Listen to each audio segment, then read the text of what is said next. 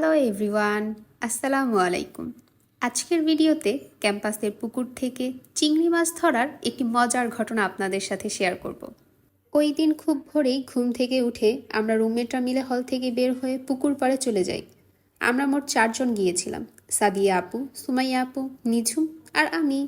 সাদিয়া আপু আর সুমাইয়া আপু ছিল মাছ ধরার মূল দায়িত্বে। আপুরা বড় ওড়না দিয়ে মাছ ধরার চেষ্টা করছিল, আর নিঝুম হাতে একটা পলি নিয়ে ঘুরছিল। মাছ উঠলেই সেটা পলির মধ্যে তুলে রাখছিল। এত ছোট চিংড়ি মাছ দেখে আমার আসলেই খুবই খারাপ লাগছিল, বেচারা। ওই তো পুকুরের মেইন ঘাটলাতে আপুরা মাছ ধরছিল, আর আমি দূর থেকে তাদের ভিডিও করছিলাম, আর সাথে সকালের সৌন্দর্যটা উপভোগ করছিলাম। আসলে সত্যি বলতে আমার সবচেয়ে পছন্দের সময় হচ্ছে সকাল।